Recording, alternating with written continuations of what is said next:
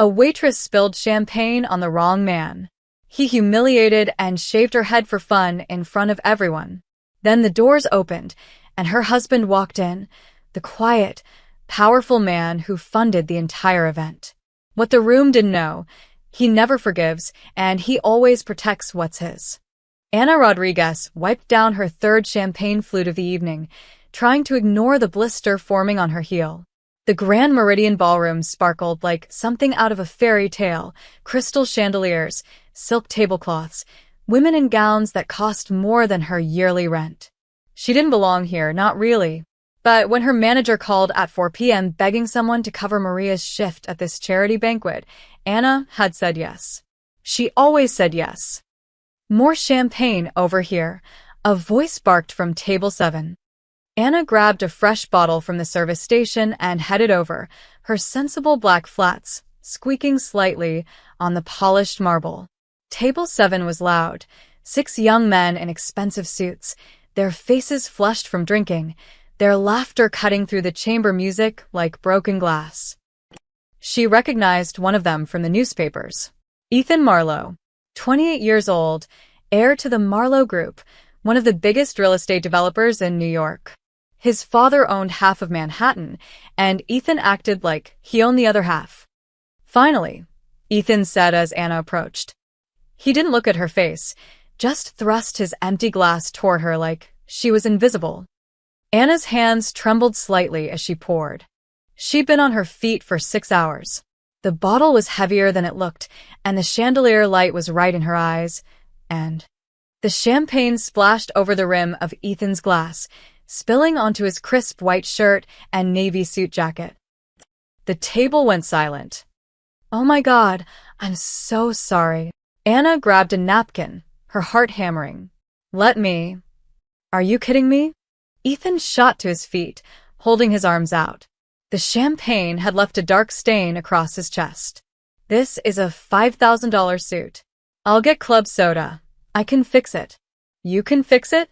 Ethan's voice rose, and suddenly everyone nearby was turning to look. "Do you have any idea what this jacket costs?"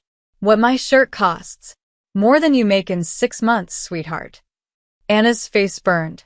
"Sir, I really am sorry. It was an accident." "An accident?" One of Ethan's friends laughed, pulling out his phone. "Dude, this is gold. Are you recording this, Tyler?" "Already on it," another one said, camera pointing at her. Ana wanted to disappear. She could feel hundreds of eyes on her now, could see other servers frozen in place, unsure whether to help. The musicians had stopped playing. "Please," she whispered. "I'll pay for the cleaning." "You'll pay?" Ethan stepped closer, and Ana smelled the alcohol on his breath. "With what?" "Your tips." He turned to his friends, playing to his audience now. "Guess they really do let anyone work these events these days. No standards anymore." Laughter rippled through the nearby tables. Not loud laughter, but the polite kind that hurt worse, like people were embarrassed for her, but not enough to stop it.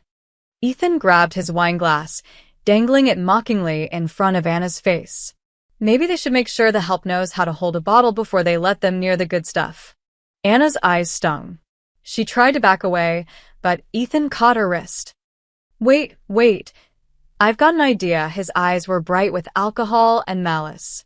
"You know what? You ruined my night. My $5,000 suit. I think you need to learn a lesson." "Ethan, come on, man," one of his friends said weakly, but he was grinning. Ana's stomach dropped as Ethan reached into his pocket and pulled out a pocket knife, one of those expensive Swiss ones with a dozen attachments. He unfolded a small pair of scissors. "What are you, no, please?" Ana tried to pull away, but his grip tightened. "Hold still," Ethan said, and before she could scream, he grabbed a chunk of her long brown hair and snipped it off with the scissors. The hair fell to the floor in a dark ribbon. Ana gasped, her free hand flying to her head. The room erupted in shocked murmurs, but no one moved. No one helped. "There," Ethan said, laughing. "Now we're even. Your hair for my suit. Fair trade." Ana couldn't breathe. Couldn't think. She stood there, shaking, feeling the uneven ends where her hair used to be.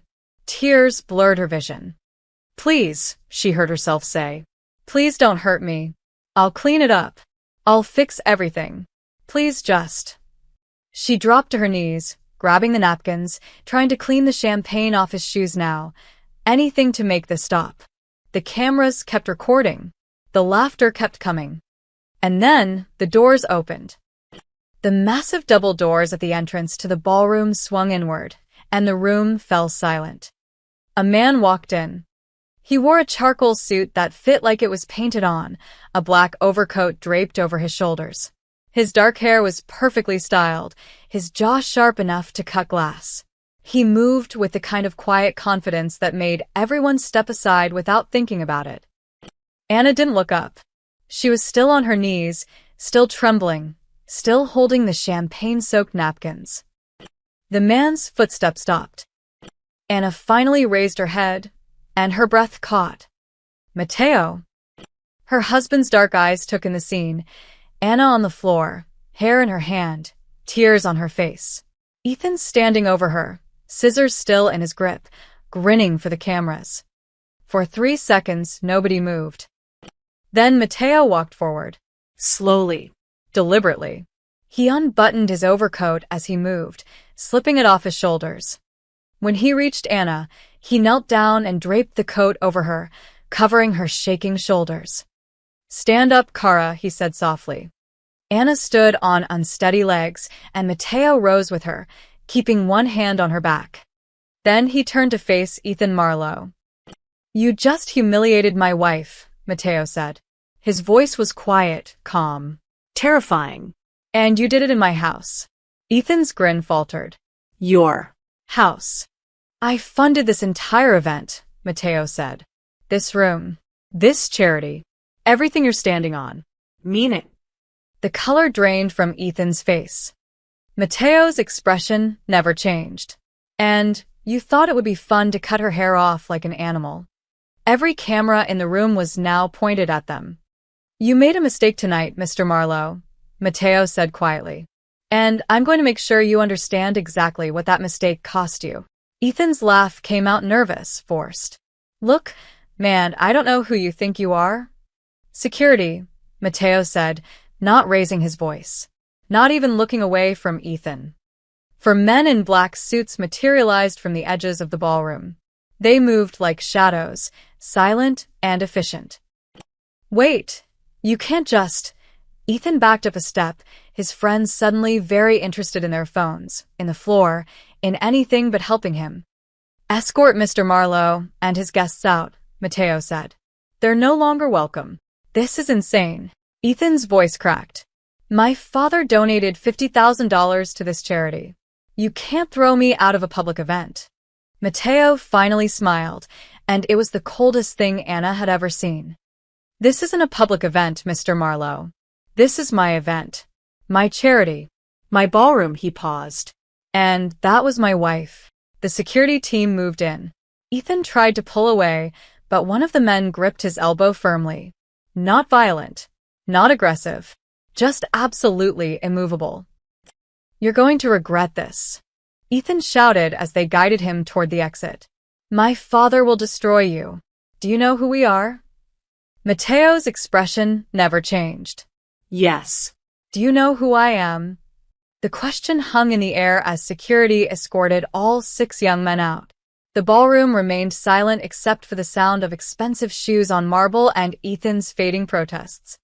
When the doors closed, the murmuring started. Hundreds of conversations at once, a wave of whispers and speculation. Anna stood frozen in Matteo's coat, aware that every person in the room was staring at them.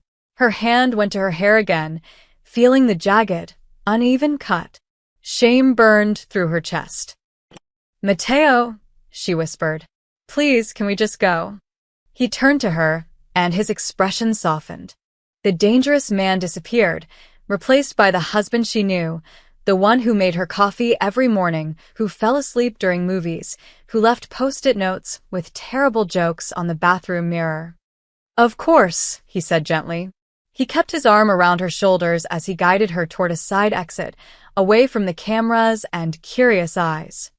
But before they left, he paused and looked back at the crowd. "Enjoy your evening," he said pleasantly. "The bar remains open. All drinks are on the house." A ripple of uncertain applause followed them out. The car ride home was silent. Anna sat in the back of the town car, wrapped in Mateo's coat, staring out the window at the glittering Manhattan skyline. Her hands wouldn't stop shaking. "Anna," Mateo said quietly, "look at me."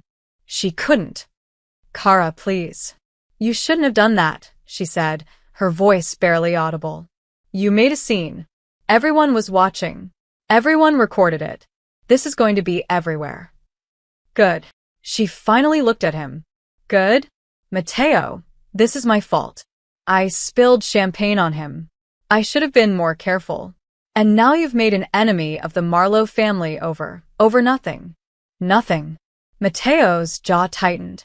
"Anna, he cut your hair. He humiliated you in front of hundreds of people. He treated you like you were less than human. That's not nothing. But starting a war over it." "I didn't start anything." Mateo's voice was soft but absolute. "He did. The moment he decided my wife was entertainment. The moment he thought there would be no consequences." Anna felt tears coming again. She pressed her palms against her eyes, trying to stop them. "I just wanted to help Maria with her shift. I just wanted to make some extra money for your birthday present."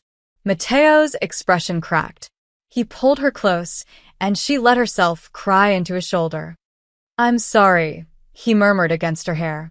"I'm sorry you had to experience that. But Anna, please understand, I can't let this go." "I won't." She pulled back to look at him. "What are you going to do?" "Make sure it never happens again," he said. "To you, or anyone else." There was something in his voice that made her stomach turn. A finality. A promise that sounded more like a threat. "Promise me you won't do anything crazy," she said. "Please, Mateo. Just let it fade away." He kissed her forehead. "Too late, Kara," he whispered. The scene was theirs. The ending's mine. By 6 a.m., Anna's phone wouldn't stop buzzing. She sat at the kitchen table in Mateo's t-shirt and sweatpants, scrolling through news alerts with growing horror. Real estate heir assaults waitress at charity gala. Caught on camera, Marlowe's son cuts woman's hair in shocking display. Who is Mateo Ricci? Mystery donor defends wife at banquet. Every major outlet had the footage. The champagne spill. Ethan's mocking. The scissors. Anna on her knees. And then Mateo's entrance, the way the entire room had gone silent when he spoke. The video had 12 million views already. Anna's stomach twisted. The comments ranged from supportive to vicious. People were dissecting every second, every word. Someone had already made memes. Another person had created a hashtag. Hashtag Justice for Anna. "You should eat something," Mateo said, appearing in the doorway with coffee. "Have you seen this?" Anna held up her phone. "It's everywhere. They're calling it this champagne scandal. People are posting my picture, trying to find out where I work, where we live." "I've seen it." Mateo set the coffee down calmly. And Ethan Marlowe's PR team released a statement an hour ago. They're calling it an unfortunate incident fueled by alcohol and high emotions. They say he's seeking counseling. That's it. Anna couldn't believe it. That's their response. Mateo smiled, but there was no warmth in it. For now. He pulled out his phone and made a call. Anna watched as he spoke rapid Italian to someone on the other end, his tone businesslike and cold. When he hung up, she asked, "What was that?" "Just moving some pieces," he said casually. "Would you like pancakes?" Anna stared at her husband. This man she'd married 3 years ago. This man who claimed he worked in international investments and never quite explained what that meant, and realized she was watching something begin. Something that wouldn't end with an apology or a PR statement. "Mateo," she said carefully, "what are you planning?" He looked at her with those dark, unreadable eyes. "Justice," he said simply. "And a lesson that New York won't forget." 3 days after the banquet, Richard Marlowe, Ethan's father and CEO of Marlowe Group, sat in his corner office on the 42nd floor, staring at a spreadsheet that made no sense. "Run it again," he told his CFO. "Sir, I've run it 4 times. The numbers are correct." James' chin looked pale. "We're losing stock.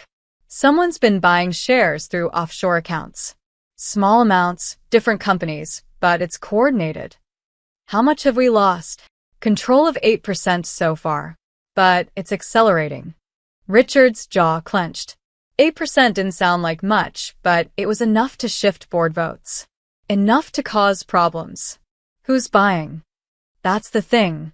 We can't trace it. Shell companies in the Cayman Islands, Luxembourg, Singapore. All legitimate on paper, but the actual owners are hidden behind layers of corporate structures. Richard thought about the video that had been playing on loop for 3 days. His idiot son cutting off some waitress's hair. The mysterious man who'd thrown Ethan out. Matteo Ricci. He'd made calls. Called in favors. Asked around about Ricci. The answers he got back made his blood run cold. "Get me everything you can on Matteo Ricci," Richard said. "I want to know what he eats for breakfast." James hesitated. "Sir, I already tried. There's almost nothing. He owns a private investment firm called Ricci Enterprises, but their holdings are complicated. International. He's got his fingers in everything from real estate to shipping too." He paused. "There are rumors, sir." "What kind of rumors?" "The kind people don't talk about in public." Anna found Matteo in his home office that evening, surrounded by 3 computer monitors and a stack of documents. He was on the phone, speaking in rapid Italian again, his tone clipped and businesslike. When he saw her, he switched to English. "I'll call you back." He hung up and smiled. "Hey, how was your day?"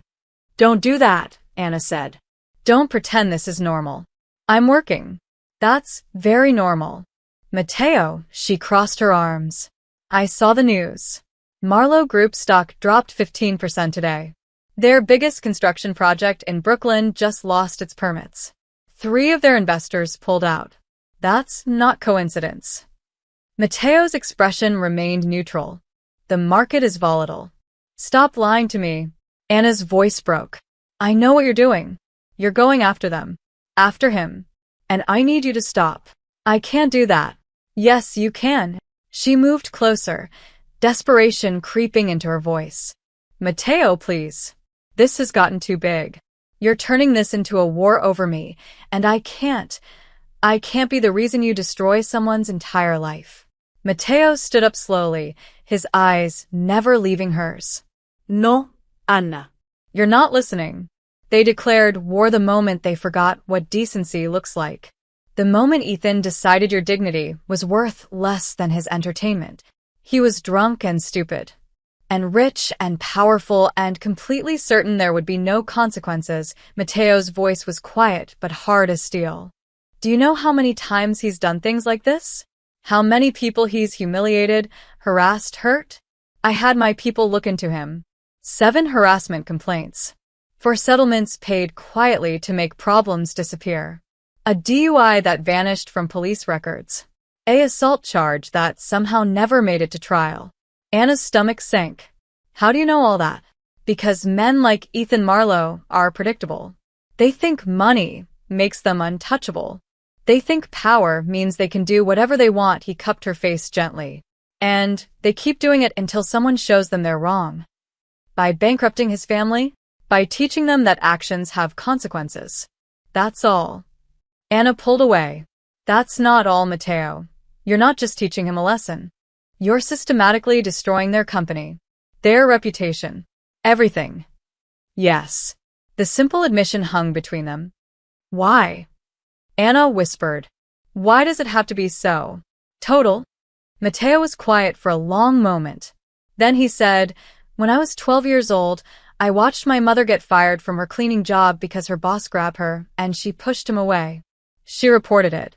He denied it. She lost everything while he got promoted." His eyes were distant. "I swore that if I ever had power, I would use it to make sure that never happened to someone I loved. That the people who hurt them would pay. Really pay." Anna felt tears burning again. "I'm not your mother, Matteo. And this isn't about justice anymore. This is about revenge." "Maybe," he admitted. But it's also about making sure Ethan Marlowe never does this to anyone else. Making sure every person like him thinks twice before they treat someone as less than human. And what if it changes you? Anna asked quietly. What if this war turns you into someone I don't recognize? The question seemed to hit him harder than she expected. His jaw tightened, and for a moment, she saw doubt flicker across his face. But then his phone buzzed. He glanced at it, and whatever he saw there made him straighten. I need to take this, he said. Mateo. Please, Anna. Trust me. I know what I'm doing. He walked out, leaving her alone in the office surrounded by screens full of numbers and companies and strategies she didn't understand. Anna sank into his chair and buried her face in her hands. The worst part was that she did trust him. She trusted that he loved her, that he thought he was protecting her. But she also knew that once you started a war, you couldn't always control how it ended. And she was terrified of what Mateo would become before this was over. That night, Richard Marlowe got an email from his bank. Due to regulatory review, all business accounts ending in 4892, 3021, and 7766 have been temporarily frozen, pending investigation. Those were their primary operating accounts, the ones they used to pay contractors, suppliers, employees. He called the bank immediately. I'm sorry, Mr. Marlowe, the manager said. It's out of our hands. Federal audit. We have no timeline. Richard hung up and stared at his phone. Then he did something he hadn't done in 20 years. He felt afraid. The headline appeared on the New York Financial Times website at 6 a.m. on Monday morning. Shadow investor Matteo Ricci under investigation for charity fund manipulation. Anna saw it while making coffee. Her hands froze on the mug. The article was detailed, damning. It claimed that Matteo had funneled charity donations through his private companies, using non-profit events to launder money and manipulate investors. Anonymous sources, close to the investigation, suggested he had ties to organized crime, that he used intimidation tactics, that the banquet incident was just the tip of a much darker iceberg. They're fighting back, Matteo said calmly from behind her. Anna jumped, nearly dropping the mug. Did you see this? They're calling you a criminal. They're saying you manipulated charity funds that you're connected to. She couldn't even say it. The mob. Matteo smiled and took the phone from her hand. He scrolled through the article, his expression never changing. It's a good strategy, actually. Can't fight me in business, so discredit me publicly. Make me the villain. This isn't funny. I'm not laughing, but he was still smiling. Anna, this is exactly what I expected. The Marlowes are powerful people. They have friends in media, connections in law enforcement, politicians on speed dial. Of course they're going to hit back. But these accusations, if people believe this, they won't. Matteo set the phone down and pulled her close. Because I have something they don't. What? The truth. By noon, 3 more articles had appeared. Different publications, same theme. Matteo Ricci was dangerous. His wealth was suspicious. The charity banquet was a front. Sources claimed he'd threatened Ethan Marlowe's family, that his business practices were questionable at best, criminal at worst. Channel 7 News ran a segment with a former business associate who claimed Matteo had intimidated him into selling his company. The man looked nervous, reading from notes, but his story was compelling. Anna watched from the couch, her anxiety building with each new report. The comment sections were turning. People who'd supported her days ago were now questioning everything. Maybe the husband is connected to organized crime. The whole thing seems suspicious now. Rich people destroying each other, who cares? Matteo walked in carrying his laptop, completely unbothered. He actually looked pleased. Why are you smiling? Anna demanded. They're destroying your reputation. They're swinging blind, Matteo said, settling beside her. Watch what happens when someone fights in the dark versus someone who can see. He opened his laptop and typed rapidly. I have a friend at the Times. Real journalist, not the kind you can buy. I'm sending him something. What? The full footage. Unedited. Everything the cameras caught that night. Anna's breath caught. The banquet? But that's already everywhere. No. What's everywhere is a 2-minute clip. The champagne spill, the hair cutting my entrance. Very dramatic, Mateo's fingers flew across the keyboard. But the event was 3 hours long. Every moment recorded by the venue's security system. And I own the venue. He turned the laptop toward her. On the screen was a video file. Meridian_ballroom_full_footage_101925. What's in there? Anna asked. Context, Mateo said simply. The whole evening. Ethan and his friends harassing staff all night. Grabbing waitresses. Making racist comments to a busboy. Throwing food. The security trying to calm them down multiple times. He paused. And 30 minutes before you arrived at his table, Ethan cutting off another server's tie because he thought it was funny. Anna's blood ran cold. Another person? A college kid working his way through NYU. Ethan did the same thing. Pulled out those scissors, cut the tie right off while his friends recorded it. The kid was too scared to complain. Mateo's eyes hardened. But it's all on camera. Why didn't you release this before? Because I wanted them to attack first, Mateo said. I wanted the Marlows to commit. To go all in with their media strategy, spend their credibility calling me a criminal, he smiled. And now, when people see what Ethan really is, they'll realize the Marlows were trying to protect a monster. He hit send. The story went live at 3 p.m. Full footage reveals pattern of abuse. Ethan Marlowe's 3-hour rampage. The article included the complete, unedited security footage. Time-stamped. Crystal clear. Impossible to deny. Within an hour, it had 2 million views. By dinner, it was the top trending story in the country. The video showed everything. Ethan wasn't just drunk and careless. He was cruel. Deliberately, consistently cruel. Mocking a Hispanic waiter's accent. Snapping his fingers at servers like they were dogs. Cornering a young waitress and whispering something that made her face go pale. And yes, cutting that college student's tie, laughing while the kids stood there humiliated. Then came Anna's scene. But now, with full context, it looked even worse. This wasn't an isolated mistake. This was a pattern. A game. The comment sections exploded. This is disgusting. This man is a predator. And they tried to make the husband look like the criminal. The Marlows should be ashamed. Every single person who laughed should be held accountable. Anna watched the tide turn in real time. People who'd been defending Ethan went silent. The news stations that had run negative stories about Mateo started issuing corrections. Apologies. The Financial Times just retracted their article, Mateo said, refreshing his phone. And Channel 7's source admitted he was paid by Marlowe Group's legal team to make those statements. They paid someone to lie about you. Of course they did. But now everyone knows it. Mateo looked satisfied. The beautiful thing about the truth, Anna, is that it doesn't need to be loud. It just needs to be undeniable. Anna felt something shift in her chest.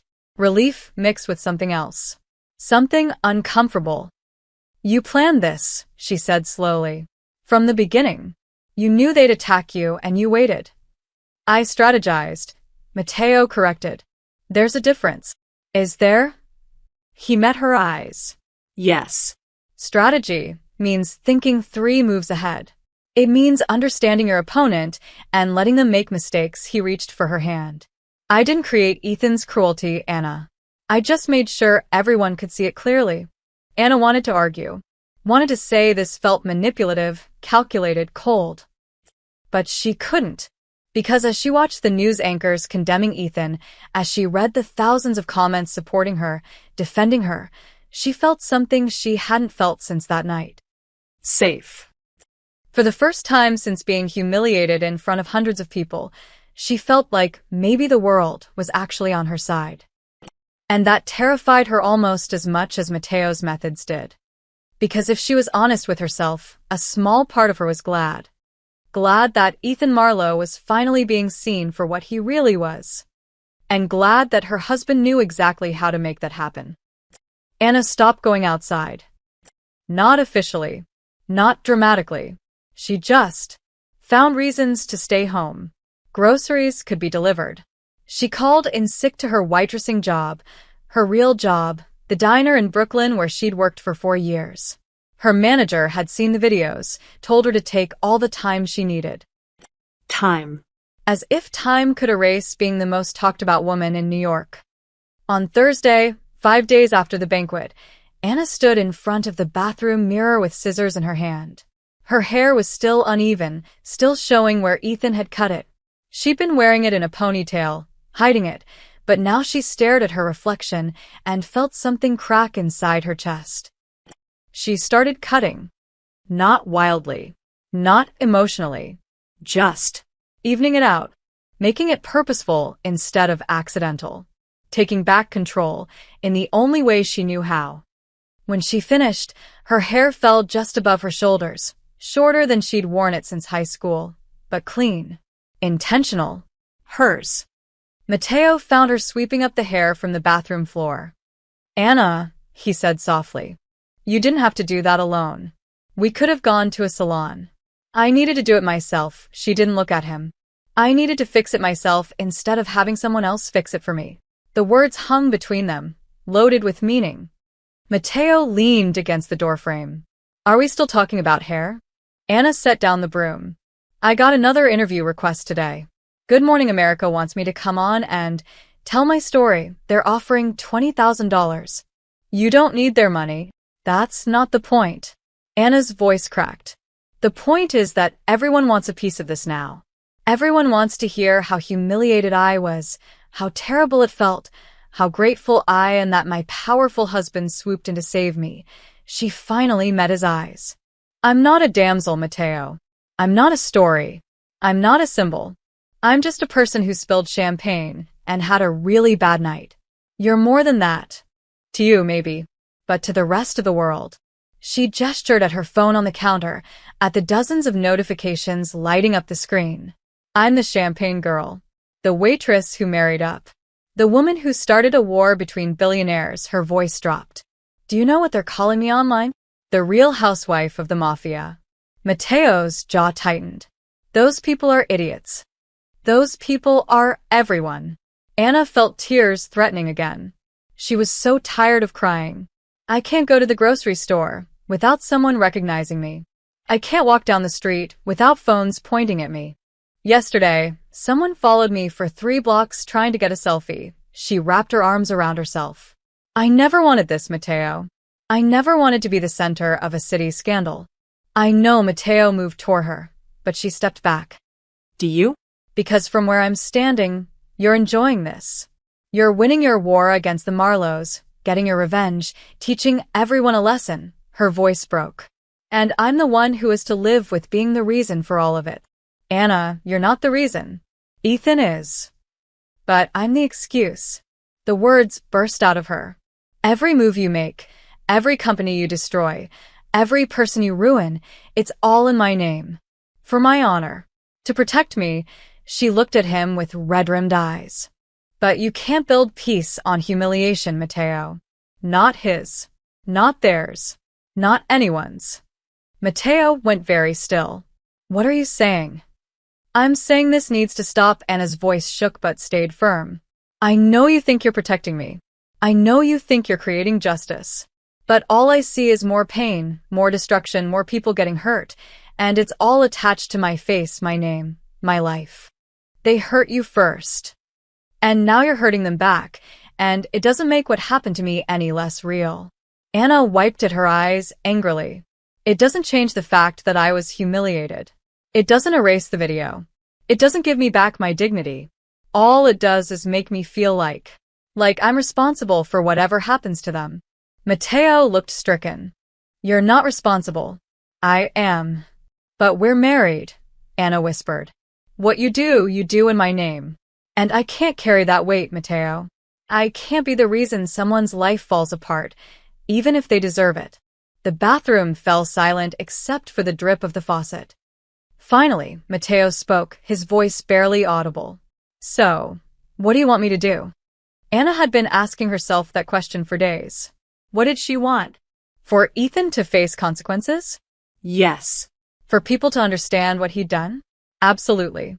But for his entire family to lose everything? For Mateo to become someone who destroyed lives as easily as he saved hers? I want you to remember why you're doing this, she said finally. Is it for justice? Or is it for revenge? Because those are different things, Mateo. And I'm not sure you know the difference anymore. Mateo stared at her for a long moment. Then, quietly, maybe you're right. What? You said I can't build peace on humiliation. He moved closer, and this time, she didn't step back. But maybe I can build justice on memory. On making sure this matters. On creating something good from something terrible. How? I don't know yet, he touched her new, shorter hair gently. But you're right. I've been so focused on destroying them that I forgot what I'm actually fighting for. His dark eyes met hers. I'm fighting for a world where what happened to you never happens to anyone else. And I can't create that world through destruction alone. Anna felt something loosen in her chest. Not relief, exactly, but hope. So you'll stop? She asked. Mateo hesitated. I'll adjust. Think strategically instead of emotionally, he cupped her face. But Anna, I can't completely stop. Not until I'm sure they understand. Not until there's real change.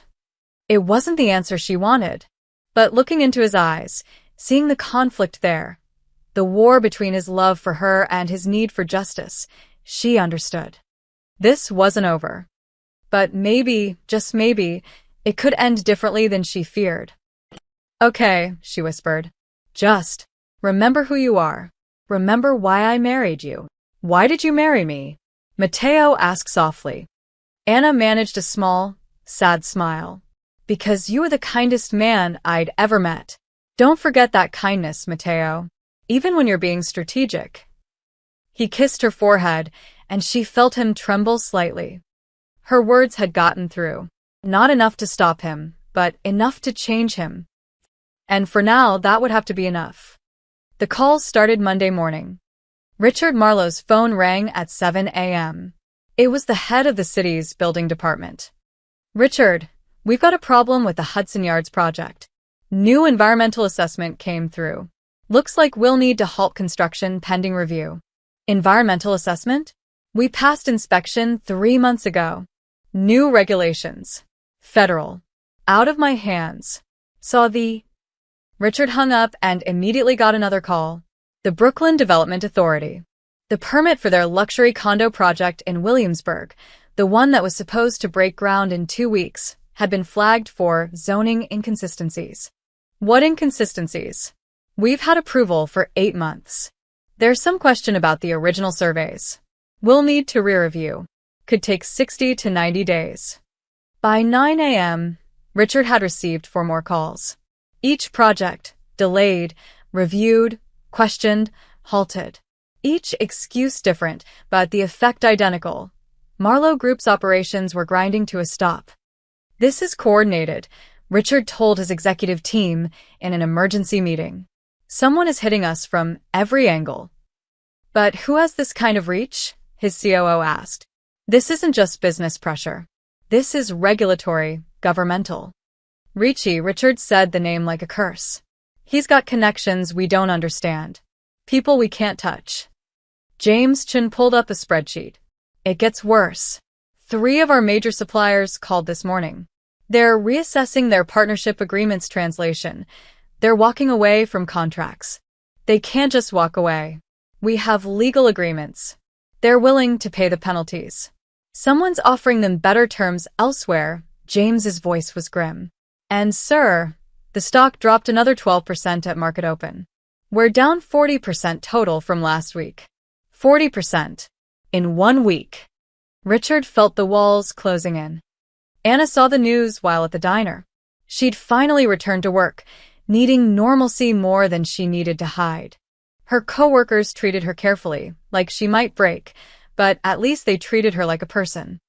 The TV above the counter showed a financial news segment. Marlowe Group in freefall. What's behind a real estate giant's sudden collapse? Rough week for those guys. Jake, the line cook, commented. Couldn't happen to nicer people, though. Did you see what that Ethan kid did to you? Anna's stomach twisted. Yeah, I was there. Oh, right. Sorry, Jake looked embarrassed. I just meant karma, you know? Karma. Everyone kept using that word, like the universe was naturally balancing itself, not being deliberately pushed by her husband's invisible hands. She pulled out her phone and texted Mateo. We need to talk. Tonight. His response came immediately. Of course. I love you. 3 words that used to make her feel safe. Now they made her feel complicit. That afternoon, the health inspector showed up at 3 Marlowe-owned hotels simultaneously. Code violations everywhere. Outdated fire suppression systems. Improper food storage. Issues that had somehow never been problems during previous inspections. This is harassment. Richard shouted into his phone at the inspector's supervisor. These hotels have been operating for 15 years. Then they've been violating code for 15 years, Mr. Marlowe. I suggest you address it. The fines would be in the millions. The repairs would take months. The publicity would be devastating.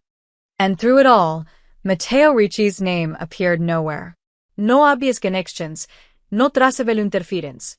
Just a series of unfortunate coincidences that were anything but coincidental. You said you'd think strategically instead of emotionally, Anna said that evening. She sat across from Matteo at their kitchen table, her arms crossed. This doesn't look strategic. This looks like annihilation. Matteo poured them both wine. It is strategic. I'm systematically removing their ability to continue operating while keeping my fingerprints off everything. That's not better, Matteo. That's just being sneaky about destruction. No, he set down the wine bottle carefully. It's being precise. Every regulation I'm using is real. Every inspection is legitimate. Every supplier who's walking away is doing so because I'm offering them better terms that help their businesses grow. He met her eyes. I'm not breaking laws, Anna. I'm enforcing them. I'm using the system exactly as it's designed to work. Against one family. Against one family that's been circumventing that same system for decades. Matteo's voice was calm but firm. The Marlowes have used their money and influence to skip inspections, ignore regulations, bribe officials. I'm not creating problems for them. I'm removing the protection that let them ignore existing problems. Anna wanted to argue, but she couldn't deny the logic. So, this is justice. This is accountability. Matteo reached for her hand. And Anna, I promise you, I'm doing this carefully, thoughtfully. No one's getting hurt except the people who deserve it. What about their employees? The people who work for Marlowe Group who did nothing wrong. Matteo paused. I've already arranged for their key people to receive job offers from competitor companies. Better salaries. Better benefits. He squeezed her hand. You were right. I can't let innocent people suffer because of what Ethan did. So, I'm not. Anna stared at him, caught between admiration and fear. This was the man she'd married. The one who thought 10 steps ahead, who considered every angle. But it was also a man wielding power in ways she couldn't fully comprehend. How much further does this go? She asked quietly. As far as it needs to. That's not an answer. Matteo was quiet for a moment. Then, Richard Marlowe will call me within 48 hours. He'll want to meet, negotiate, make a deal. He looked at her steadily. And that's when I'll decide how this ends. Anna's phone buzzed. Another news alert. Marlowe Group faces perfect storm of regulatory setbacks. Perfect storm. As if nature had arranged this. What are you going to tell him? Anna asked. When he calls? Matteo's expression was unreadable. That depends on what he offers. Richard Marlowe made the call Wednesday evening, exactly 32 hours after Anna and Matteo's conversation. Matteo let it ring 3 times before answering. Mr. Ricci? Richard's voice was controlled, professional, defeated. I think it's time we had a conversation. Face to face. I agree, Matteo said pleasantly. When and where? My office. Tomorrow. 10 a.m. No, Matteo's tone didn't change. Neutral ground. The conference room at the plaza. Noon. A pause. Richard Marlowe wasn't used to being told no. Fine, he said finally. Noon. Just you and me. Just you and me, Mateo agreed. He hung up and looked at Anna, who'd been listening from the doorway. It's happening, he said. Anna's heart was pounding. What are you going to do? Mateo stood and walked to her, pulling her close. Win, he said simply. But on our terms. On your terms. She wanted to believe him. She wanted to believe this would end well, that justice would be served without more destruction, that Mateo would remain the man she'd married. But as she held him in their kitchen, she couldn't shake the feeling that some wars changed everyone who fought them. Even the winners. The conference room on the 45th floor of the plaza overlooked Central Park. Floor-to-ceiling windows framed the autumn trees like a painting, all gold and crimson. The table was polished mahogany, long enough to seat 20.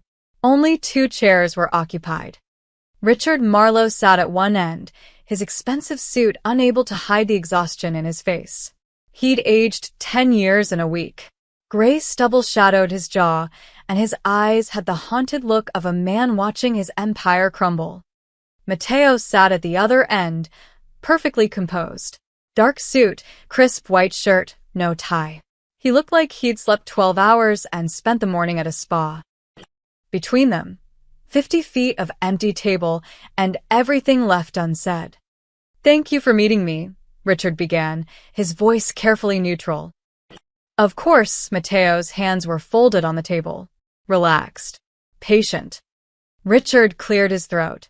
I'll be direct. I know what you're doing. The stock purchases, the regulatory pressure, the supplier issues. It's coordinated. It's deliberate. And it's devastatingly effective. Is it? Mateo's expression gave away nothing. You know it is, Richard leaned forward. My company has lost 42% of its market value in 1 week. Projects are stalled. Investors are panicking. Our reputation is in shambles, he paused. You've made your point, Mr. Ricci. You've shown us you have power.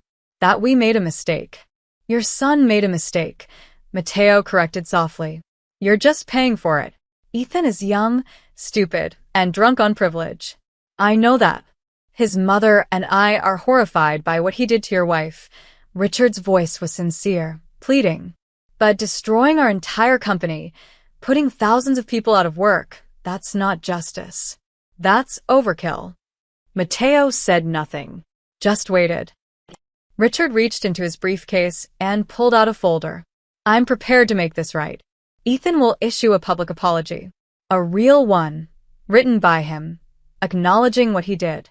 We'll donate $5 million to a charity of your wife's choosing. And he slid the folder across the table. We'll offer you a 10% stake in Marlowe Group. Full voting rights. A seat on the board. You'll have a say in how we operate going forward. The folder sat between them. Mateo didn't reach for it. 10%, he repeated thoughtfully. That's generous. It's worth about $80 million. Even with the recent stock drop, Richard's hands were shaking slightly. It's a peace offering, Mr. Ricci. A way to smooth things over. You'll have influence, profit, and the satisfaction of knowing we've learned our lesson. Mateo smiled. Not warmly. Not cruelly. Just. Knowingly. Mr. Marlowe, he said quietly. I think you misunderstand the situation. What do you mean? You're offering me a seat at your table. A piece of your company. A way to profit from your family's business. Mateo stood slowly, walking along the length of the table toward Richard. His footsteps echoed in the silent room. But you see, I don't want a piece of your table. He stopped directly across from Richard. I own the building it sits in. Richard's face went pale. What? The conference room doors opened. 2 men in suits entered. Lawyers, by the look of them. They carried document folders. These are representatives from Apex Holdings, Kronos Investment Group, and Sterling Capital Partners, Mateo said calmly. You might recognize those names.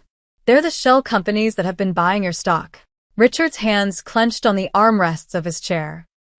Over the past 7 days, through 32 different acquisition vehicles across 14 countries, I have purchased, either directly or through controlled proxies, 51% of Marlowe Group's outstanding shares. Mateo's voice never rose above conversational.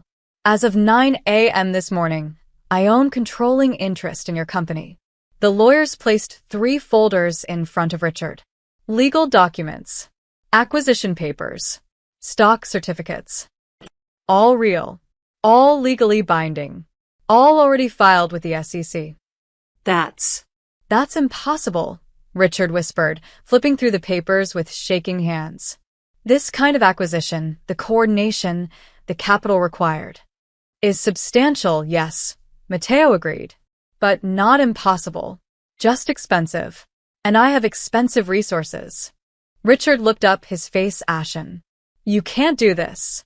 There are laws, hostile takeover regulations, all of which I've followed precisely. Mateo returned to his seat, settling back comfortably. Every purchase was legal. Every disclosure properly filed. Every regulation satisfied. Your lawyers are welcome to review the documentation. They'll find it's airtight. The room was silent except for the sound of papers rustling as Richard desperately searched for something, anything, that would make this untrue. Why? Richard finally asked, his voice hoarse. If you already control the company, why agree to this meeting? Why let me embarrass myself with offers you don't need? Mateo's expression softened slightly. Because my wife asked me to think strategically instead of emotionally. And strategy requires understanding your opponent. He gestured at the folder Richard had brought. Your offer told me everything I needed to know. You think this is about money, about power, about business. Isn't it? No, Mateo's voice went cold. It's about ensuring that what happened to Anna never happens to anyone else. It's about teaching your family and every family like yours that there are consequences for cruelty. Real consequences. Richard slumped in his chair, defeated. So what now? You liquidate the company? Sell it off in pieces? Destroy everything my father built? That depends, Mateo said. On what? On whether you're willing to actually change, Mateo stood. I own 51%, Mr. Marlowe. But you still own 23%. Your board still has influence. Your name is still on the company. He moved toward the door, then paused. The question is, are you willing to use that influence to build something better? Or will you fight me and watch everything burn? Richard looked at the documents spread in front of him. Decades of work. His father's legacy. His son's inheritance. All of it now controlled by the man whose wife Ethan had humiliated for entertainment. I don't have a choice, do I? Richard said bitterly. You always have a choice, Mateo replied. You just don't have control anymore. There's a difference. He walked to the door, then looked back one final time. My lawyers will be in touch with terms. Think carefully about your response, Mr. Marlowe. Because this is the only offer you'll receive from me. And if I refuse, Mateo smiled. Then you'll learn exactly how thoroughly I can dismantle a company I own controlling interest in. Legally. Systematically. Completely. The door closed behind him with a soft click. Richard Marlowe sat alone in the conference room, surrounded by papers that proved he'd lost a war he didn't even know he was fighting until it was already over. Anna was folding laundry when her phone exploded with notifications. Not metaphorically. Actually exploded. Buzz after buzz until she grabbed it in frustration and saw the headline trending across every social media platform. Federal investigation. Marlowe Group allegedly diverted charity funds for tax evasion scheme. Her stomach dropped. She clicked the article. The byline was from ProPublica, a respected investigative journalism outlet. The piece was detailed, methodical, devastating. According to leaked documents from an ongoing federal investigation, Marlowe Group had been using charity events, including the very banquet where Anna had been humiliated, to funnel donation money through shell corporations. The donations were written off as tax deductions while the money was secretly routed back to Marlowe Properties through consulting fees and service contracts. The article included copies of financial records, email chains, bank statements. Everything meticulously documented. Everything damning. One email, sent from Ethan Marlowe's personal account, literally said, "Dad, The charity loop works perfectly. We write off 2M, cycle it back through the Cayman account, and pocket 18M clean. Inspector won't touch it. Anna read it 3 times, her hands shaking. Then she read the disclaimer at the end. Marlowe Group representatives declined to comment. Federal investigators would neither confirm nor deny the existence of an investigation. Her phone rang. Mateo. Don't, she said when she answered. Anna. Don't tell me you didn't do this. Don't tell me it's coincidence. Her voice was shaking. A federal investigation? Leaked documents? The timing is too perfect, Mateo. Silence on the other end. Say something, Anna demanded. I didn't leak anything, Mateo said carefully. I don't know who gave those documents to ProPublica, but you knew they existed. Yes, and you knew they would surface. I suspected. Anna closed her eyes. How long have you had those documents? Anna. How long? A pause. Then, quietly. About 4 days. My forensic accountants found them while doing due diligence after the acquisition. 4 days. He'd been sitting on evidence of federal crimes for 4 days. Waiting. Planning. You could have turned them over to authorities immediately, Anna said. That's what a normal person would do. I could have, Mateo agreed. But normal people don't win wars. This isn't a war, Mateo. This is, she struggled for words. This is complete destruction. You didn't just beat them. You buried them. They buried themselves, Mateo said, his voice hardening. Those documents are real, Anna. Those crimes are real. I didn't make Ethan write that email. I didn't force the Marlowes to steal from charity. I just made sure the truth came to light by leaking it to the press instead of law enforcement. I didn't leak anything. But if someone else did, someone who works at Marlowe Group, someone who is disgusted by what they found, I can't control that. Anna felt sick. The plausible deniability was so perfect it was almost beautiful. Mateo's fingerprints were nowhere on this. The leak could have come from anyone, an angry employee, a whistleblower, a federal agent. And yet she knew. Deep in her bones, she knew. You orchestrated this, she whispered. I ensured justice was served. Stop calling it justice. Anna shouted, surprising herself. This is revenge, Mateo.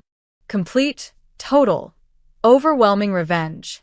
You didn't just make them pay for what Ethan did. You destroyed their entire legacy, their company, their reputation, their freedom if this federal investigation is real. If. Mateo's voice went cold. Anna, they committed crimes. Real crimes. They stole from charities that help sick children, homeless families, cancer patients. They took money meant for people who desperately needed it and used it to buy vacation homes and luxury cars. His voice shook with genuine anger. So yes, I made sure those crimes were exposed. And yes, I made sure it happened in the most public, most devastating way possible. Because that's what they deserve. Anna sank onto the couch, the phone pressed to her ear. And what about what I deserve? What do you mean? I deserve a husband who doesn't terrify me, she said quietly. I deserve to look at you and see the man I married, not someone who manipulates federal investigations and ruins lives with the same ease he makes coffee in the morning. Mateo was silent for a long moment. When he spoke again, his voice was raw. I did this for you. No, Anna said. You did this for you. For your ego. For your need to win. Tears ran down her face. I asked you to stop. I asked you to think strategically instead of emotionally. And you heard, be smarter about revenge instead of stop hurting people. They hurt you first. And now they're destroyed. Anna screamed. Their company is gone. Their reputation is ruined. They're facing federal prison. When does it end, Mateo? When they're bankrupt. When they're in jail. When they're dead. When does your revenge finally feel like enough? The line was silent except for her ragged breathing.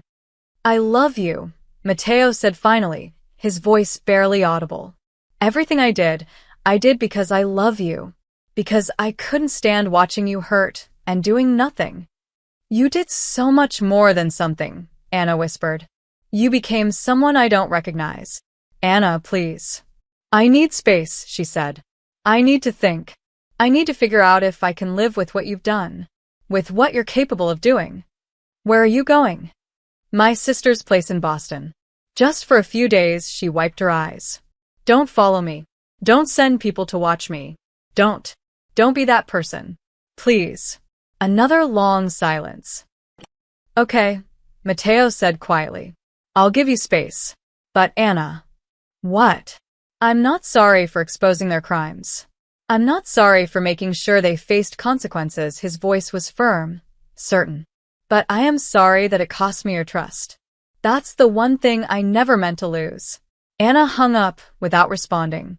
She sat on the couch, staring at her phone as notifications continued pouring in. The Marlowe story was everywhere now. Cable news, social media, late-night talk shows. Ethan's face next to mugshot-style photos. His father looking haggard outside their Manhattan offices. And somewhere in all of that chaos, orchestrated with precision and executed with ruthless efficiency, was her husband's invisible hand. Matteo had won. Completely. Bloodlessly. Perfectly.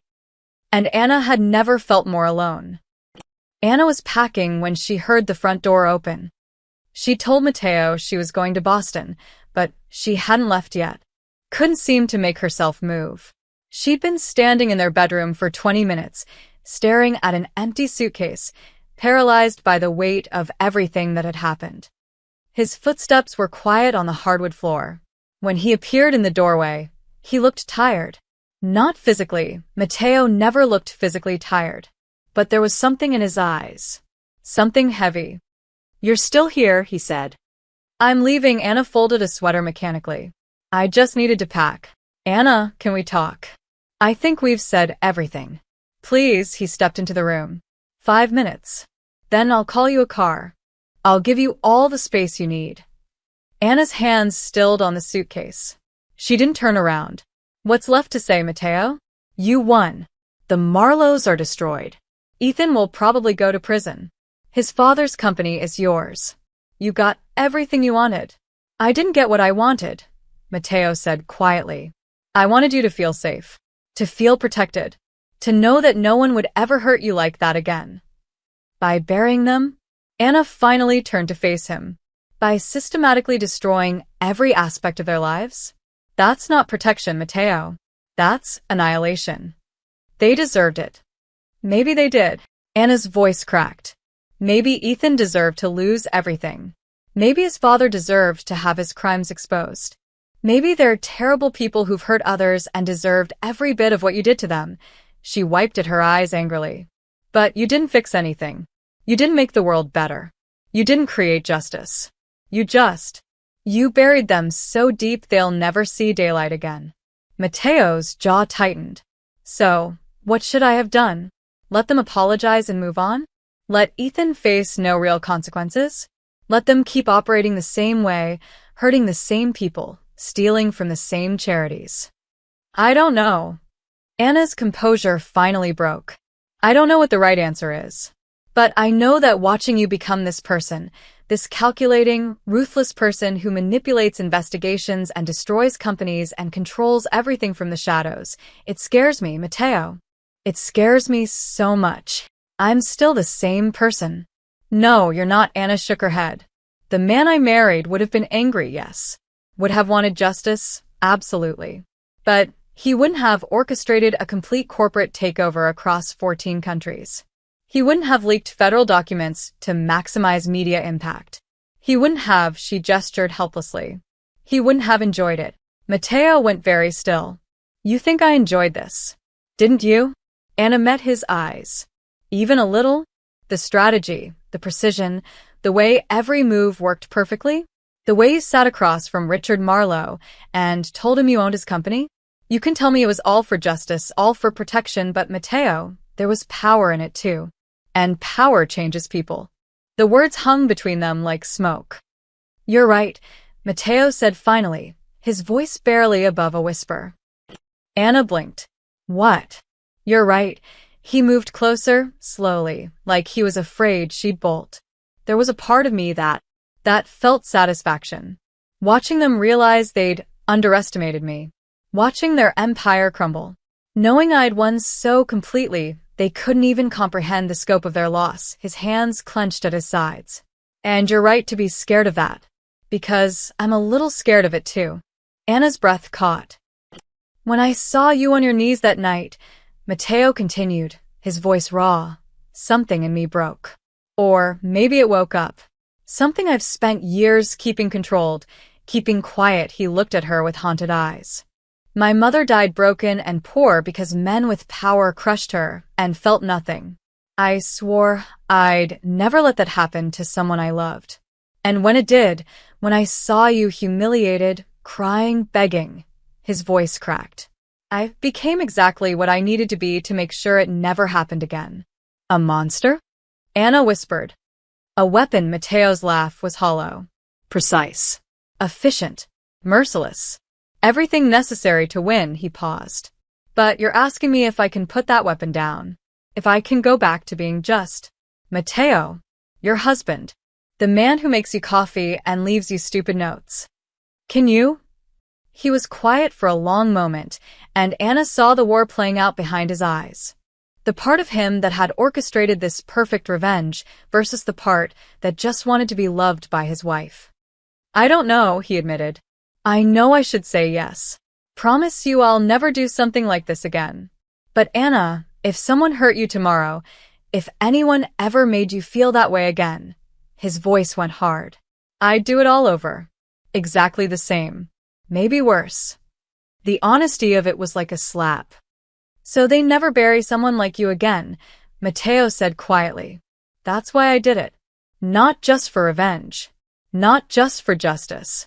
But to send a message so loud, so clear, that anyone who even thinks about treating another person the way Ethan treated, you will remember what happened to him. Will remember what I'm capable of. He met her eyes. And yes, that makes me dangerous. And yes, you should be scared. But I need you to understand, I'm only dangerous to people who hurt the ones I love. Anna felt tears streaming down her face. And what if that's not enough? What if I can't live with knowing what you're capable of? What if every time I look at you, I see this side of you and can't forget it? Matteo's face crumpled. Then I lose the only thing that ever mattered, he said. Because everything I did, every move I made, every company I destroyed, it means nothing if you walk out that door and don't come back. Anna turned back to her suitcase. Added another sweater with shaking hands. I'm not saying I'm not coming back, she said quietly. I'm just saying I need to figure out if I can live with this. With you. With what loving you means. And if you can't. Anna closed the suitcase. Zipped it slowly. Then at least I'll have tried, she whispered. She walked past him, suitcase in hand. At the bedroom door, she paused without turning around. The man I married would have fought for justice, she said. But he would have remembered mercy too. Try to find that balance, Matteo, before the weapon is all that's left. Then she walked out, leaving him standing alone in their bedroom, surrounded by everything they'd built together and wondering if he'd just destroyed it all. Anna had been in Boston for 3 days when the news broke. She was sitting in her sister Elena's kitchen, nursing her second cup of coffee and trying to ignore her phone when Elena walked in with her laptop. You need to see this, Elena said, setting it on the table. Anna didn't want to see anything. She'd spent 3 days trying not to look at news about Matteo, the Marlowes, or anything related to the mess she'd left behind. She'd turned off notifications, avoided social media, even stopped checking her email. Elena, I really don't. Anna, look. Something in her sister's voice made her look. The headline read, Matteo Ricci announces $500 million foundation for worker dignity and protection. Anna's coffee cup froze halfway to her lips. The article explained that Matteo had restructured his acquisition of Marlowe Group, liquidating certain assets and redirecting them into a newly established charitable foundation. The Anna Ricci Foundation for Dignity in Labor would focus on protecting service workers from harassment, abuse, and exploitation. It would provide legal aid, advocacy, training programs, and emergency financial assistance. But that wasn't the twist that made Anna's hands shake. The foundation's inaugural donor list showed the Marlowe family contributing $250 million, half the foundation's total funding. What the hell? Anna whispered. She scrolled frantically through the article. There were quotes from Matteo about his wife's experience, inspiring the foundation. Statements about turning tragedy into positive change. And then, buried in the middle, the Marlowe family has demonstrated their commitment to making amends by pledging substantial resources to ensure no service worker experiences what my wife experienced. Their contribution represents not just financial support, but a fundamental shift in values. Anna's phone buzzed. A text from Matteo. I know you asked for space, but I thought you should hear this from me first. Check your email. With shaking hands, Anna opened her email. The message was short. Kara, you asked me to find balance, to remember mercy alongside justice. I'm trying. The Marlowes didn't just commit crimes against the law, they committed crimes against human dignity. But you were right. Burying them doesn't fix anything. It doesn't help the next person who gets treated the way you were treated. So I made them a deal. In exchange for reduced charges and the opportunity to retain 15% of their company, non-voting shares, the Marlowe family agreed to fund this foundation. Richard and Ethan will serve on the advisory board unpaid. They'll spend the next decade actively working to undo the culture they created. It's not mercy. It's redemption. Forced redemption, maybe, but redemption nonetheless. The foundation is named after you because you inspired it. Not because of what happened to you, but because of what you said to me. You can't build peace on humiliation, you were right. But maybe we can build something good from it. I love you. Whether you come home or not, I love you. Anna read it 3 times. Then she opened her laptop and started digging. The press conference had happened that morning. Anna found the full video on YouTube. Matteo stood at a podium, impeccably dressed as always, with a backdrop showing the foundation's logo, 2 hands reaching toward each other, one offering help, one receiving it. But he wasn't alone. To his left stood Richard Marlowe, looking 10 years older than he had at the plaza meeting. To his right, Ethan Marlowe, his arrogant smirk replaced with something that looked almost like shame. 3 weeks ago, Matteo began, his voice calm and measured, my wife experienced something no person should ever experience. She was humiliated, assaulted, and dehumanized while simply doing her job. The camera flashed to Ethan, who visibly flinched. The person responsible stands beside me today. Not because I've forgiven him. Forgiveness is not mine to give. But because he and his family have agreed to spend the next decade proving they understand the gravity of what happened. Matteo gestured to the screen behind him, which now showed the foundation's mission statement. The Anna Ricci Foundation will provide resources and protection for service workers across the country. Legal representation for those who face harassment. Emergency funds for those who lose their jobs after reporting abuse. Training programs that teach both workers and employers about dignity, respect, and accountability. He paused, and the camera caught something unexpected in his expression. Uncertainty. Vulnerability. My wife told me that you can't build peace on humiliation. She was right. But she also showed me that sometimes the people who cause harm can be part of the solution if they're willing to do the work. Richard Marlowe stepped forward to the microphone. His hands trembled slightly. What my son did was inexcusable, Richard said, his voice rough. What our company culture enabled was shameful. We've spent decades believing our wealth and influence put us above consequences, above accountability. He took a breath. We were wrong. And this foundation is our first step, our first of many steps, toward making that right. Then Ethan spoke, and Anna had to pause the video because her hands were shaking so badly. I don't expect forgiveness, Ethan said, staring directly at the camera. What I did to Mrs. Ricci was cruel, degrading, and wrong. I thought it was funny. I thought I was entitled to treat people however I wanted because of who my family was, his voice cracked. I was wrong. And I'm going to spend a very long time proving I understand that. The video showed reporters firing questions, Mateo handling them with practiced ease. The Marlows looking uncomfortable but present, committed, real. Anna closed her laptop. He turned them into allies, Elena said quietly. She'd been watching over Anna's shoulder. That's actually kind of brilliant. It's manipulative, Anna said automatically. Is it? Elena raised an eyebrow. He could have destroyed them completely. Put them in prison, bankrupted them, erased them. Instead, he's forcing them to spend a decade actually helping people. Actually learning. Actually changing, she paused. That's not mercy, maybe. But it's not pure revenge either. It's something in between. Anna thought about Mateo's words. I'm trying. Not I've found balance, not I've changed completely, just I'm trying.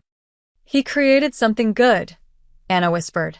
From something terrible. He created something good in your name, Elena corrected.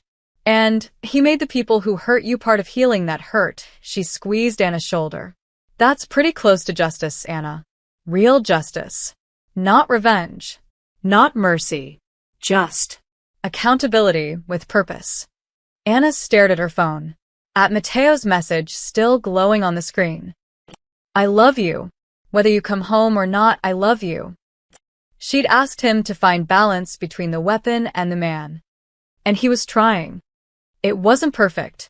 It was complicated and messy, and probably still manipulative in ways she didn't fully understand. But it was trying. And maybe that was enough to start rebuilding what had been broken.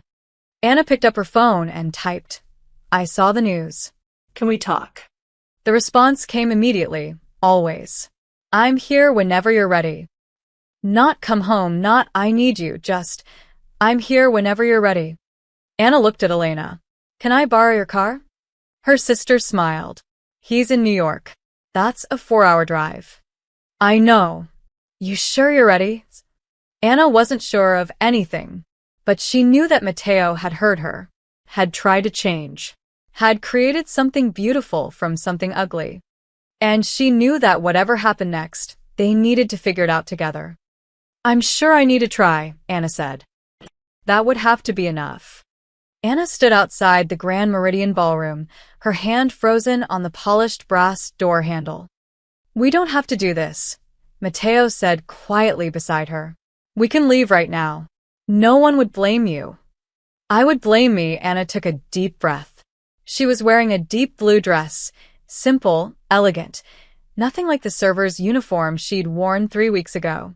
Her hair, now professionally styled into a sleek bob just above her shoulders, caught the light from the chandeliers visible through the glass doors. I need to do this. Why? Mateo asked gently. Anna, you don't owe anyone. I owe myself. She finally looked at him. That night, I left this place humiliated. Destroyed. I let Ethan Marlowe take my dignity. She straightened her shoulders. I need to walk back in and take it back. Through the doors, she could hear music, conversation, the clink of glasses. The Foundation's inaugural gala was already in full swing. 300 guests, donors, advocates, journalists, politicians. All there to celebrate the Anna Ricci Foundation for Dignity in Labor. All there because of the worst night of her life. Ready? Mateo offered his arm. Anna hesitated, then shook her head. I need to walk in alone. Is that okay? Something flickered across Mateo's face. Surprise, then understanding, then pride. Of course. I'll be right behind you. But this moment? It's yours. She kissed his cheek quickly, then pushed open the doors before she could lose her nerve. The ballroom was exactly as she remembered, and completely different. The same crystal chandeliers, the same marble floors, the same floor-to-ceiling windows overlooking the city. But the energy was transformed. Where there had been cold elegance, there was now warmth. Where there had been exclusion, there was welcome. And as Anna stepped inside, the room began to notice. Conversations quieted. Heads turned. Someone near the entrance recognized her, and a ripple of awareness spread through the crowd like a wave. Anna's heart hammered. For a terrible moment, she was back on her knees, hair falling around her, cameras recording her humiliation. She could almost feel the weight of judgment, the heat of shame. Then someone started clapping. A woman in a green dress, standing near the champagne fountain where Anna had grabbed the bottle that started everything. The woman was clapping, her face fierce and proud. Another person joined her. Then another. Then a whole section of the room. Within seconds, the entire ballroom was applauding. Not polite charity gala applause. Real applause. The kind that said, "We see you. We recognize what you survived. We're honoring your courage." Anna stood frozen in the doorway, tears threatening to spill down her carefully made-up face. She saw faces in the crowd, some she recognized from that awful night, people who'd stood silent while Ethan humiliated her. Now they were on their feet, applauding her. Not out of guilt, she realized. Not out of obligation. But because they genuinely understood what this moment meant. A server passed by carrying a tray of champagne. A young woman, maybe 22, with kind eyes. She paused beside Anna and whispered, "Thank you. For what you're doing. For all of us." Then she moved on, but her words stayed. For all of us. This wasn't just about Anna anymore. It was about every person who'd ever been treated as less than human while just trying to do their job. Every server who'd been harassed. Every worker who'd been belittled. Every person who'd been made to feel invisible and worthless. Anna wasn't just reclaiming her dignity. She was reclaiming theirs too. Mrs. Ricci, a gentle hand touched her elbow. A woman in her 60s, elegant and warm, wearing a name tag that read, "Board Member, Maria Santos. I'm so honored to meet you. Would you mind saying a few words?" "I know it wasn't planned, but..." "Yes," Anna said, surprising herself. "I'd like to." Maria led her through the crowd toward a small stage at the front of the ballroom. Anna's legs felt unsteady, but she kept moving. As she passed, people reached out, not to grab or demand, but to touch her hand briefly, to nod, to acknowledge her. She saw Richard Marlowe in the crowd, standing near the back with his wife. He looked older, grayer, diminished. When their eyes met, he nodded once, not apologetic exactly, but respectful, acknowledging.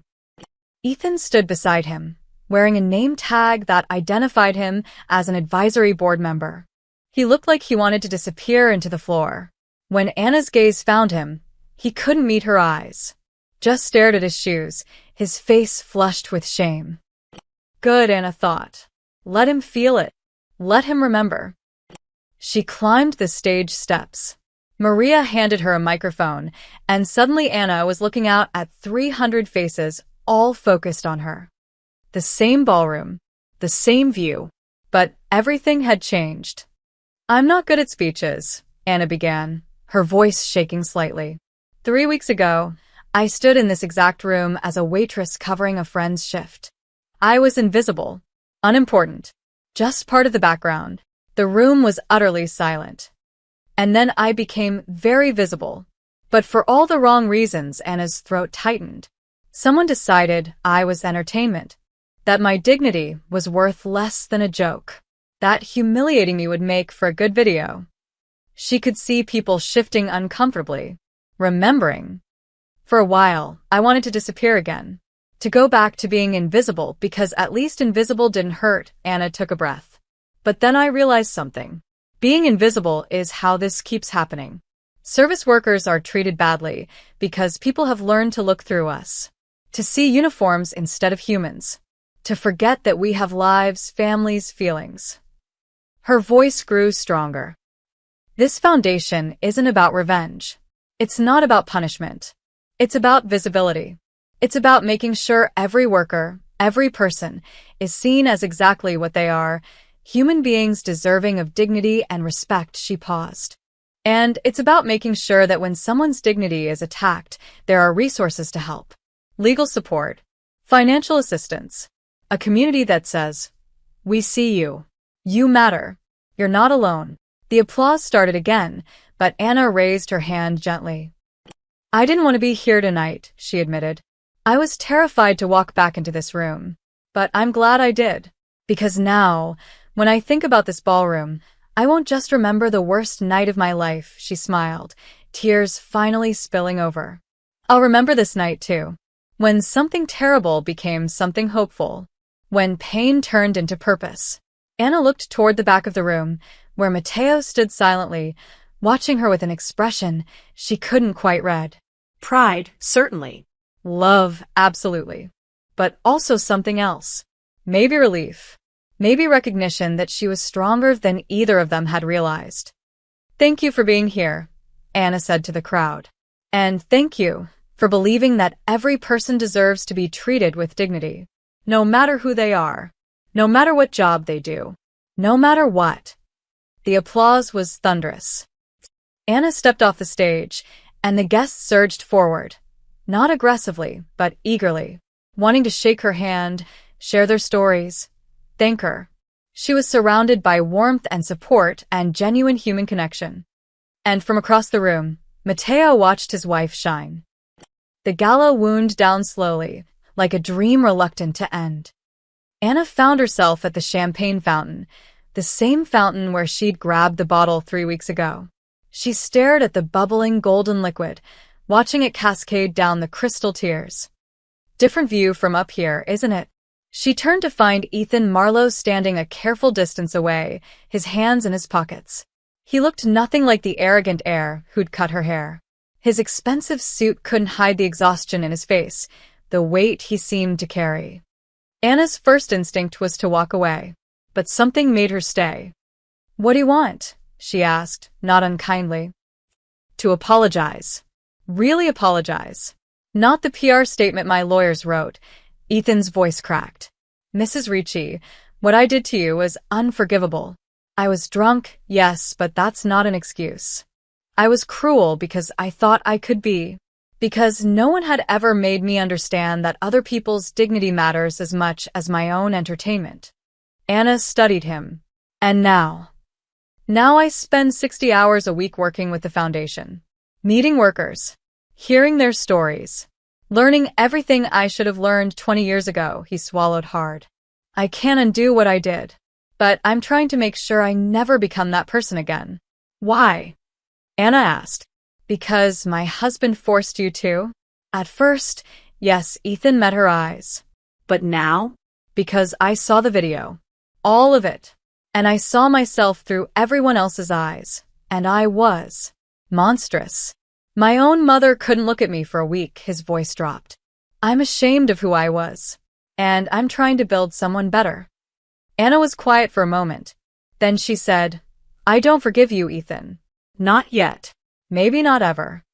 I understand. But I believe you're trying. And that matters, she paused. Keep trying. Keep learning. Keep making sure other people don't suffer, because someone with power thinks it's funny. Ethan nodded, his eyes bright. I will. I promise. He walked away, and Anna felt something inside her shift. Not forgiveness, but closure. The beginning of healing. That was generous of you. Mateo appeared beside her, 2 champagne flutes in his hands. He offered her one, then paused. Or would you prefer something else? Anna took the glass, smiling slightly. I think I can handle champagne now. They stood together in comfortable silence, watching the last guests filter out. The ballroom was emptying, staff beginning the quiet work of cleanup. The same young waitress from earlier passed by, and Anna caught her eye. Thank you, Anna said. For what you do. It matters. The girl's face lit up. Thank you, Mrs. Ricci, for making sure we matter. When she left, Mateo turned to Anna. You were magnificent tonight. The speech, the way you carried yourself, he shook his head. I'm in awe of you. Don't be. Anna set down her champagne. I'm terrified. Matteo. Terrified of what comes next. Of running this foundation. Of being this person everyone expects me to be. You don't have to be anyone but yourself. And what if myself isn't enough? Mateo took her hand, and the simple gesture felt like coming home. Anna, You stood in front of 300 people and turned your worst moment into something that will help thousands. You faced the man who hurt you with grace and wisdom. You walked back into the room where you were humiliated and left it as its ambassador. He squeezed her hand. You're more than enough. You always have been. Anna felt tears threaten again. Happy tears this time. We're okay? You and me? Are we? Mateo asked seriously. I know I scared you.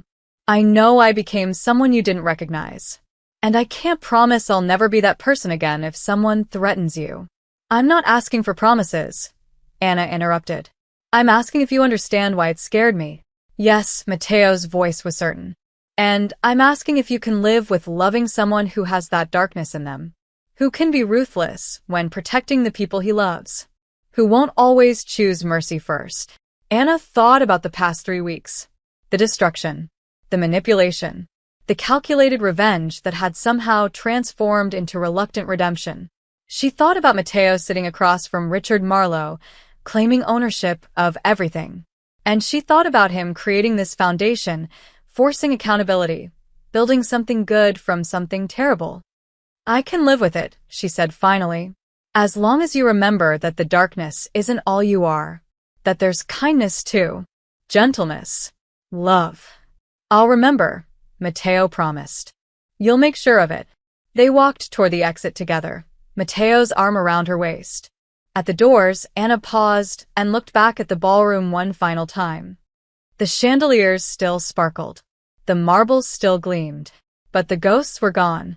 The humiliation, the shame, the feeling of being small and powerless, all of it replaced with something new. Something stronger. Mateo followed her gaze.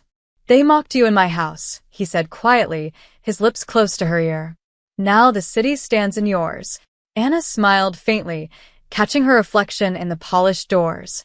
Her short hair gleamed in the chandelier's light, elegant and intentional. She looked different than she had 3 weeks ago. Not just the haircut. Something deeper, something essential had changed. She was no longer the humiliated waitress. No longer the victim. No longer invisible. She was Anna Ricci, the woman who had survived cruelty and transformed it into purpose. The woman who had inspired an empire to change its tone. The woman who had taught everyone watching that dignity wasn't something that could be cut away with scissors. It was something you carried inside, unbreakable, eternal. And standing beside her was the man who had declared war for her honor, but learned mercy through her wisdom. Imperfect, dangerous when needed, but hers. Ready to go home? Mateo asked. Anna took one last look at the ballroom, her ballroom now, in all the ways that mattered, and nodded. Yes, she said. Let's go home. They walked out together into the New York night, leaving the Grand Meridian behind. Tomorrow, the foundation would begin its real work. Tomorrow, the headlines would continue. Tomorrow, there would be challenges and complications and all the messy reality of building something meaningful. But tonight, they had won something more valuable than revenge. They had reclaimed dignity, rebuilt trust, remembered love. And in a city of 8 million people, in a world that often forgot to see the invisible ones, they had proven that sometimes the quietest crown was the one you placed on your own head. The end.